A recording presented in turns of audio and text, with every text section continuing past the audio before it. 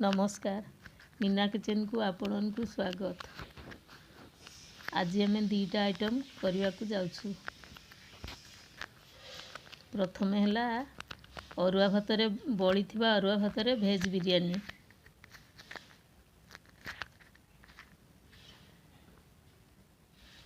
चलतु एबे प्रस्तुत करवा।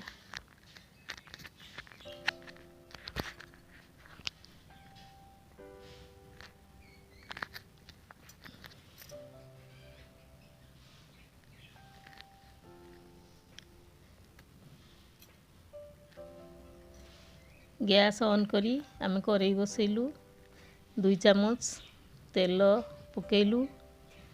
एबे आमे बीन्स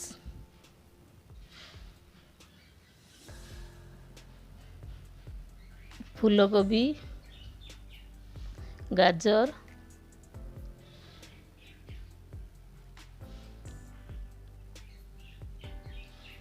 को तेल रे टिके भाजी देवा।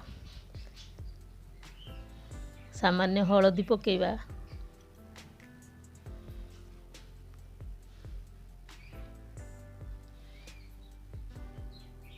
तापरे आमे पकाउछु मटर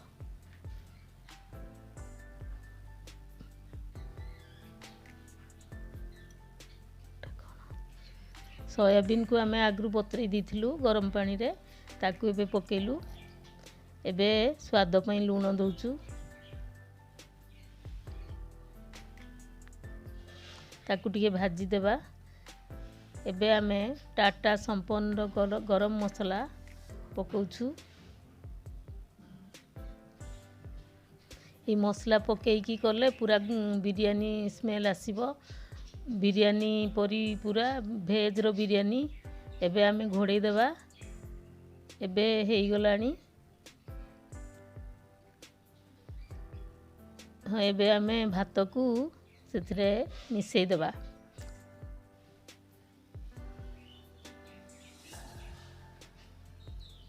सामान्य टिके पानी देई 5 मिनिट ताकू घोड़े देवा। एटा पिला माने को बहुत भल लागिवो। पिला माने पूरा खुशी रे खाई देबे। परिबा पड़ीची सोयाबीन पड़ीची बहुत टेस्ट हेची पूरा बिरयानी परी। एई देखंतु केमती बढ़िया देखा जाउची कलरफुल। पिला माने पूरा खुशी रे रायता सहित खाई देबे।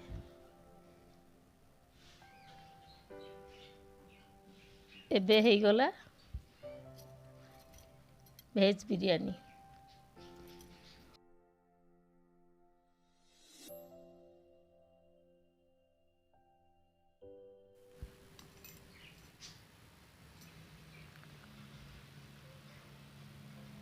चलतु एबे आमे प्रस्तुत करवा आलू मटर तरकारी।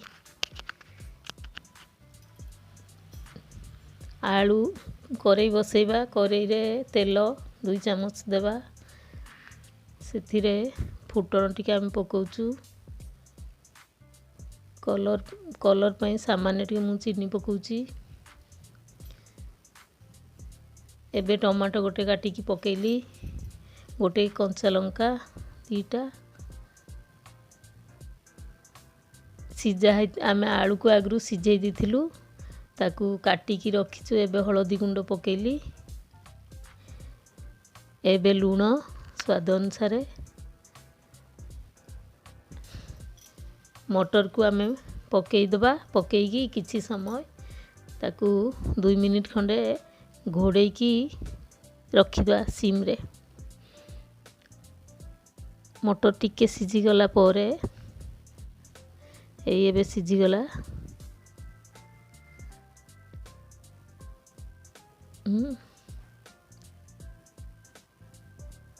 एबे आमे सिझे की काटिकी रखीचु सिझिला आलू ताकू एबे पकाउछु।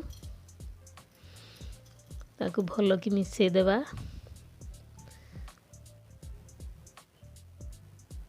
एबे पानी देई ताकू सिम रे घोड़े की रखिबा। 5 मिनिट आमे सिम रे ताकू बसई दवा। सिझिला आलू रे तो होउछि सिम रे बसिबो। एबे आमे घोड़े देलु।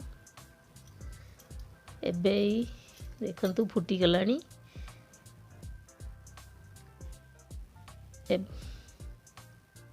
ଏବେ ତରକାରୀ ହେଇଗଲାଣି। ଆମେ ଧନିଆ ପତ୍ର ପକେଇଲୁ, ଘରେ ଭାଜିକି ରଖିଥିବା ଜିରା ଗୁଣ୍ଡ ମୁଁ 2 ଚାମଚ ପକାଉଛି। ଜିରା ଗୁଣ୍ଡରେ ଏଇ ତରକାରୀ ବଢ଼ିଆ ବାସ୍ନା ହେବ। ଜିରାଟା ଦେହ ପାଇଁ ବି ଭଲ, ଜିରାଟା ହଜମ କରିବାରେ ସାହାଯ୍ୟ କରେ। ଏଇ ତରକାରୀ ଆମର ହେଇଗଲା। ଏବେ ହେଇଗଲା, ଦେଖନ୍ତୁ।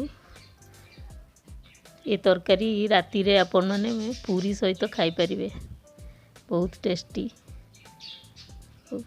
ଭଲ ଲାଗିଲେ ଆପଣମାନେ ଲାଇକ୍ କରିବେ ଏବଂ ସବସ୍କ୍ରାଇବ୍ ମାରିବେ। ରହୁଛି, ନମସ୍କାର।